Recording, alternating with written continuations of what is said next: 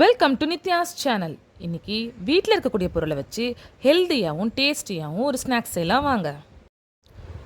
போண்டாக்கு மாவு தயாரிக்கிறதுக்கு ஒரு பவுலில் 1 கப் உளுத்தம்பருப்பு எடுத்துக்கலாம். அதே அளவு கடலைப்பருப்பு எடுத்துக்கலாம். ஒரு 1/2 கப்பும் கொஞ்சம் கம்மியாக பச்சரிசி எடுத்துக்கலாம். இப்போ இது எல்லாத்தையும் நல்லா வாஷ் பண்ணி எடுத்துக்கலாம். வாஷ் பண்ணிவிட்டு நல்லா ஒரு 2 hours ஊறட்டும். இது 2 மணி நேரம் ஊறினதுக்கப்புறமா இதை நல்லா நைஸாக இந்த மாதிரி அரைச்சி எடுத்துக்கணும். தண்ணி இல்லாமல் மிக்சியில் போட்டு அரைச்சி எடுத்துக்கணும்.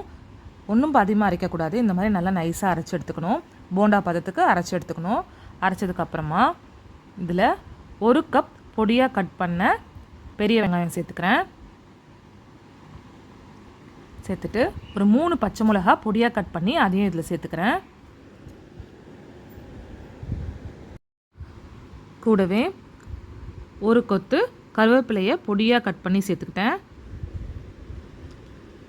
ஒரு கைப்பிடி அளவுக்கு முருங்கைக்கீரை அதையும் சேர்த்துக்கிறேன். தேவையான அளவுக்கு உப்பு சேர்த்துக்கலாம். முருங்கைக்கீரை சேர்க்கறதுனால உடம்புக்கு ரொம்ப நல்லது. இது போண்டா மாதிரியும் போடலாம், வடை மாதிரியும் தட்டி போடலாம், இல்லை பக்கோடா மாதிரியும் குட்டி குட்டியாகவும் போட்டு பொரிச்சு எடுக்கலாம். இப்போ எல்லாத்தையும் மிக்ஸ் பண்ணதுக்கப்புறம் இந்த மாதிரி இருக்கும். இதை இந்த மாதிரி ஆயிலில் இந்த மாதிரி கிள்ளி கிள்ளி போட்டோன்னா சூப்பராக இருக்கும். பாருங்கள், ஆயில் நல்லா காஞ்சிருச்சு. இப்போது கீரையோடு மிக்ஸ் பண்ண அந்த மாவை இந்த மாதிரி போண்டா ஷேப்பில் நான் ரஃப்பாக ஆயிலில் ட்ராப் பண்ணுறேன். இது சாப்பிட்றதுக்கு ரொம்ப டேஸ்டியாக இருக்கும். இது சாதத்தோடையும் தொட்டுக்கவும் நல்லாயிருக்கும். தனியாக ஸ்நாக்ஸாகவும் சாப்பிட்லாம். போண்டா வெந்துட்டுருக்கு.